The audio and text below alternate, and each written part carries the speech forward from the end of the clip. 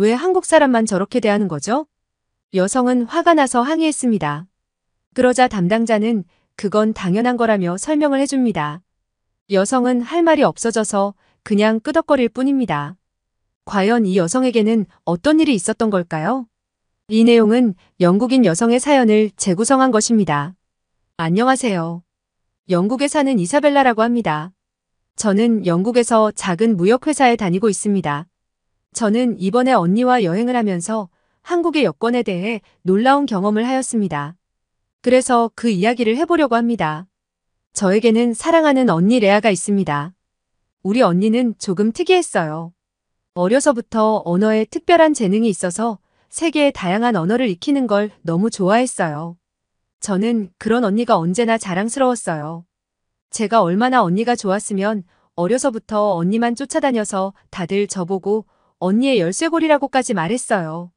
그래도 우리 언니는 그만큼 저에게는 소중한 존재였어요. 그런데 레아가 한국어를 배우기 시작하면서부터 이상해졌습니다. 한국이라는 나라에 푹 빠져버렸어요.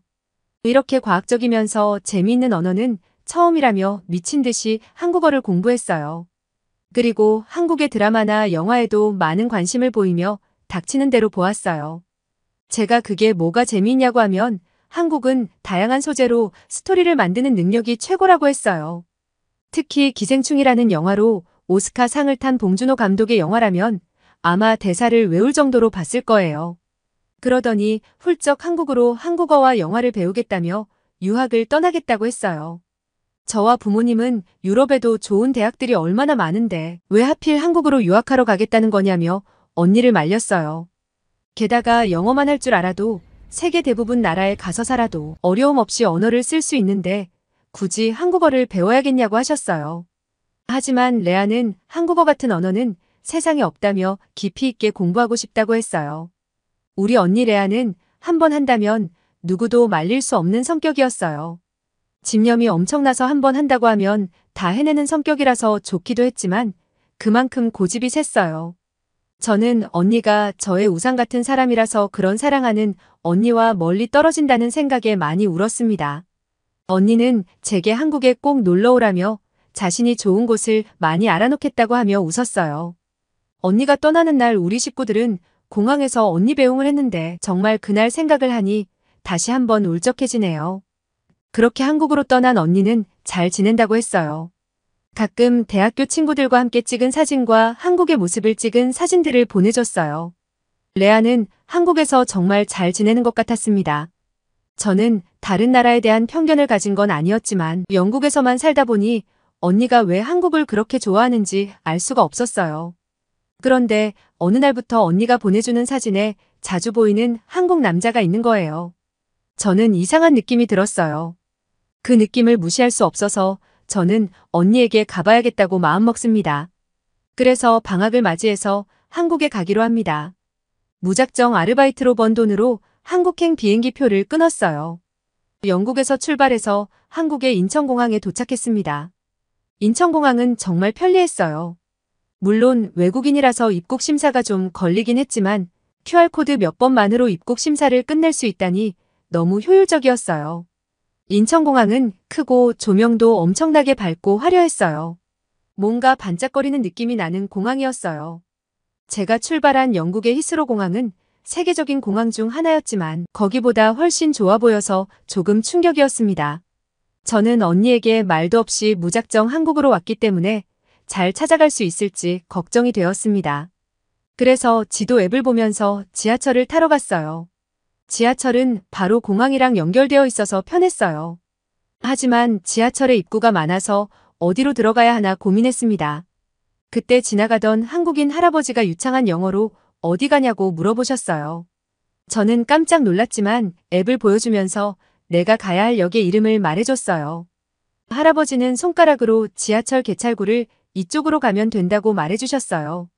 저는 한국에 오자마자 친절을 받은 것에 기분이 좋아져서 감사하다고 말했어요. 할아버지는 즐겁게 여행하라고 말씀해 주셨어요. 와, 엄청 친절하고 멋진 할아버지였습니다. 저는 기분 좋게 지하철을 타러 갔어요. 그런데 한국의 지하철역은 너무나 충격적이었어요. 저는 이렇게 깨끗한 지하철역은 처음 봤어요. 영국만 해도 오래되고 낡기도 했지만 지저분하고 이상한 사람도 많아서 지하철 타러 갈 때마다 마음의 준비를 해야 했거든요. 그런데 한국 지하철역은 왜 이렇게 깨끗한지, 게다가 기다리는 사람을 위한 의자도 잘 준비되어 있었어요. 그리고 지하철 철로 앞에 유리로 벽과 문이 있었는데 그 유리 덕분에 지하철역이 안전해 보였어요. 저는 핸드폰의 지도 앱을 보면서 제대로 언니를 찾아갈 수 있을지 걱정되었어요. 한국은 지도 앱에 지하철이 도착한다고 한 시간에 정확하게 도착했어요. 저는 한국의 교통이 대단하다고 생각하면서 도착한 지하철을 탔습니다. 지하철역에도 놀랐는데 지하철도 너무 깨끗했어요. 좌석도 좋아 보였고 손잡이도 깨끗했어요. 이리저리 자세히 구경하고 싶었지만 처음 타보는 한국 지하철이니 제대로 내리기 위해서 정신을 똑바로 차리고 제가 내릴 역에 내렸어요. 그리고 지하철에서 내리자마자 언니에게 연락했어요. 언니는 제 전화에 깜짝 놀라면서 저한테 말을 미리 했으면 자신이 데리러 갔을 텐데 잘 찾아왔냐고 물어봤어요. 저는 언니 집 근처 역에 있다고 말했습니다. 언니는 자신이 외부에 있다면서 돌아갈 동안 근처에 아무 카페나 들어가 있으라고 했어요. 저는 캐리어를 끌고선 눈에 보이는 카페로 들어갔어요. 카페가 꽤 커서 들어가서 어디에서 주문을 하나 살펴봤습니다. 한국 사람들이 어떤 기계 앞에 서서 무엇인가 하고 있었어요. 그 사람들이 뭘 하는지 가만히 봤더니 커피 주문을 그 기계로 하고 있었습니다. 한 번도 그런 기계로 주문을 해본 적이 없던 저는 기계 앞에 서서 멍하니 있었어요. 그랬더니 뒤에 있는 여성분이 저에게 도와주겠다고 하셨어요. 저는 카페라테를 마시고 싶다고 했더니 능숙하게 몇 번 터치하여서 주문해 주셨어요. 한국 사람들은 진짜 친절하네요. 어려움에 빠진 저를 모른 채 하지 않고 도움을 줘서 한국이 조금 괜찮다는 생각이 들었어요. 커피를 받아서 좌석에 앉아서 사람들 구경을 했습니다. 한국 사람들도 카페에서 노트북으로 공부하거나 일을 하는 사람이 많아서 영국이랑 다르지 않다고 하면서 보고 있었습니다. 그런데 아무렇지도 않게 노트북과 가방을 놔두고 한국 사람이 자리를 비우는 모습에 충격을 받았어요. 아니, 저 사람들 저러다가 누가 훔쳐가면 어쩌려고 저러는 거지 하고 생각했어요. 주변을 보니 그런 자리가 여러 군데 있는 것이었어요. 저는 누가 훔쳐갈까봐 걱정이 돼서 조마조마한 마음으로 지켜봤어요. 하지만 누구 하나 훔쳐가는 사람도 없고 그쪽으로 눈길조차 주지 않았어요. 저는 이게 가능한 일인가 하면서 놀랐어요. 그때 언니가 카페로 들어왔습니다. 저는 언니를 오랜만에 만났다는 반가움도 잊은 채 언니한테 그 빈자리들을 가리키며 저거 저러다 훔쳐가는 거 아니냐고 물어봤어요. 언니는 웃으면서 한국 사람들은 남의 물건에 관심을 두지 않는다며 저렇게 놔둬도 훔쳐가지 않는다고 말했어요. 저는 한국 사람의 시민의식이 대단하다는 걸 인정할 수밖에 없었어요. 그런데 언니는 혼자 온 것이 아니었습니다. 제가 이상한 느낌을 받았던 그 한국 남자와 함께 온 거였어요. 정말 제 예감이 틀렸기를 바랬는데 한국에 오자마자 슬퍼졌어요. 그 남자는 김인호라고 자신을 소개했습니다. 언니는 자신의 남자친구라고 저에게 말을 했습니다. 저는 화가 나서 그 남자를 노려봤어요. 언니는 제가 그럴 줄 알았다는 듯이 웃었고 그 인호라는 사람은 곤란한 표정을 지었어요. 한국 여행 내내 인호 씨는 저에게 잘 보이려고 노력했고 언니는 저를 달래려고 했어요. 저는 언니가 살고 있는 집으로 갔어요. 영국은 나무로 된 집이 많아서 꽤 추웠는데 한국은 밖은 엄청 추운 것에 비해서 집 안은 너무 따뜻했어요. 언니는 한국은 창문도 이중으로 되어 있고 온돌식 난방으로 되어 있어서 집 안에만 있으면 더워서 반팔과 반바지를 입고 있을 때도 있다고 했어요. 저는 무슨 소리를 하냐며 허풍이 심하다고 했어요. 그런데 그날 밤에 더워서 저는 언니의 반팔과 반바지를 빌려 입고 말았습니다. 진짜 한국의 집은 말도 안 되게 따뜻했어요. 언니는 제게 한국의 여러 곳을 보여주고 싶어서 다음 날부터 열심히 저를 데리고 이곳저곳을 갔어요. 한국은 생각보다 발전한 곳이었고 기술력이 좋아서 일상이 여러모로 편했어요. 대중교통이 잘 되어 있어서 버스나 지하철을 이용해서 어디든지 갈 수 있었습니다. 거리도 휴지통이 없었는데 거리가 지저분하지 않고 깨끗해서 길로 다니는 게 좋았어요. 게다가 사람들이 친절해서 외국인인 저에게도 잘 대해줬어요. 음식점 같은 데를 가도 표정을 보면 외국인을 조금 어색해하는 것 같으면서도 뭐라도 하나 더 알려주고 싶어하는 직원들이 많아서 좋았어요. 언니의 남자친구라는 이노 씨도 매너가 좋았는데 영국에도 매너 좋은 남자들은 많았지만 그냥 몸에 밴 친절이 아니라 세심하게 관찰하고 상대방이 어려울 것 같은 부분을 미리미리 알아채서 챙겨주는 모습이 느껴졌어요. 그리고 언니를 많이 사랑하는 것이 느껴졌고 언니가 저렇게 행복한 표정을 짓는 사람이었구나 생각이 들었어요. 언니가 행복해하는데 제가 무슨 반대를 하겠어요. 전 언니가 행복하기만 하다면 아무것도 상관없었어요.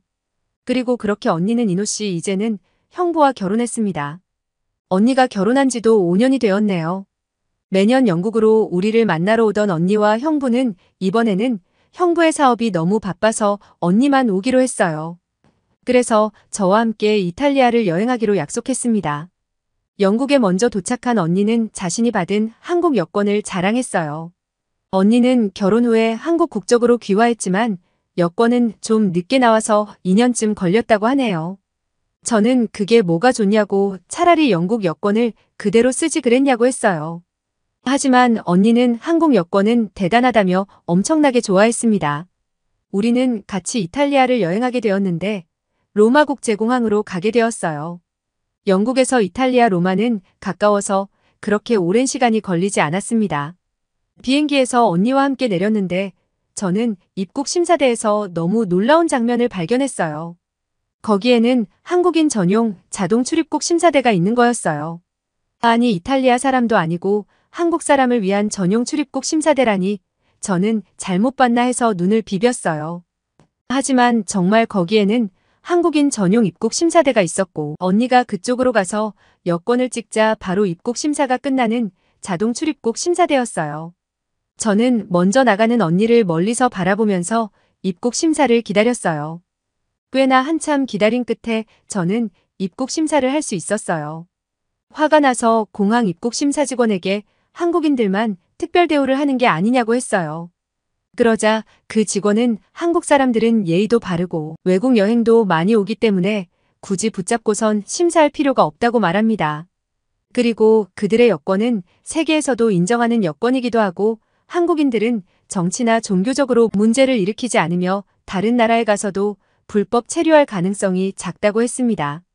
방문 때 해당 국가의 관광산업에 도움이 되기 때문에 선진국으로 분류가 된다며 입국 심사를 하는 직원은 자신도 한국 사람이 좋다는 말까지 하는 것이었습니다. 저는 직원이 그렇게 술술 대답을 할 줄 몰랐는데 할 말이 없어져서 그냥 조용히 입국 심사대를 나왔습니다. 밖에서 언니는 이미 우리의 짐을 찾아서 저를 기다리고 있었어요. 언니한테 어떻게 한국만 이렇게 특별 대우를 해주냐고 투덜거렸습니다. 언니는 자신도 처음에 영국 여권이 당연히 좋을 줄 알았다고 했습니다. 하지만 한국인 남편과 같이 여행을 갈 때마다 매번 남편이 먼저 출입국 심사가 끝나서 먼저 나가 있었다고 했어요. 게다가 영국은 180개국이 무비자였는데 한국은 190개국이 넘게 무비자라며 여권 파워는 한국이 최고라고 말했어요. 나중에 이탈리아 로마를 이리저리 돌면서 이야기를 해줬는데 이렇게 한국 여권의 파워가 좋다 보니 중국에서는 한국 여권을 훔치거나 위조를 많이 해서 유럽에 온다는 말도 해줬습니다. 한국인인 척하는 중국인의 수가 얼마나 많았으면 가짜 한국인을 걸러내기 위해서 한국인만 알 수 있는 문제를 풀어야 한다고 했어요. 언니가 저한테 문제의 내용을 보여줬어요. 대표적인 문제로 조용필 씨의 직업은 무엇인가요? 박찬호의 운동 종목은 무엇인가요? 한글을 창제한 사람은 누구인가요? 이것은 한국인 확인 시험의 일부 내용이라고 했습니다. 저는 문제를 보고선 너무 놀랐어요. 이게 무슨 문제인지 정답을 예측도 못하겠더라고요. 언니는 웃으면서 자신도 처음에 이 문제를 보고 문제를 못 풀었다고 합니다. 자신은 아예 외모부터가 한국인인 척할 수 없는 사람이라서 자신에게 이런 문제를 풀어보라고는 안 했다고 합니다. 물론 자신이 한국 여권을 보여주면 정말 한국 사람이냐고 몇 번씩 물어보기는 한다고 합니다. 하지만 이제 5년 이상 한국에 살면서 한국의 문화와 역사를 공부하다 보니 이 문제를 풀 수 있다고 합니다. 역시 한국에 관심이 많은 언니라서 다르다며 저는 언니가 멋져 보였어요. 우리는 신나게 로마를 구경하였어요. 이탈리아의 젤라또 아이스크림을 먹으면서 로마를 돌아다니는 건 정말 즐거웠습니다. 언니와 오랜만에 같이 여행을 와서 예전으로 돌아간 느낌도 들고 참 좋았어요. 언니에게 옛날로 돌아간 것 같다고 말하자 언니도 그렇게 느낀다며 자주 같이 여행을 하자고 말했어요. 그리고 영국으로 돌아가게 되었는데 저는 또 입국 심사대에서 좌절하고 맙니다. 영국 공항에도 한국인 전용 입국 심사대가 있었던 것입니다. 그래서 심사가 필요 없는 자국민인 저와 언니는 동시에 입국장으로 나온 것입니다. 언니는 놀라서 멍하니 자신을 바라보는 저를 보면서 웃었어요.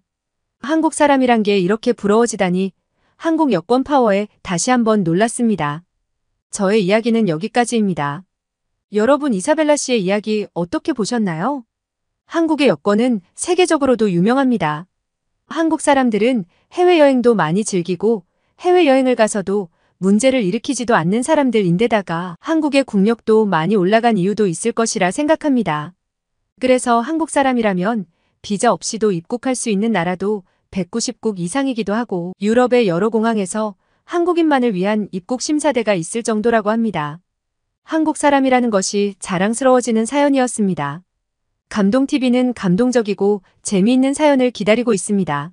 다음에도 재미있는 사연으로 찾아뵙겠습니다. 시청해주셔서 감사합니다.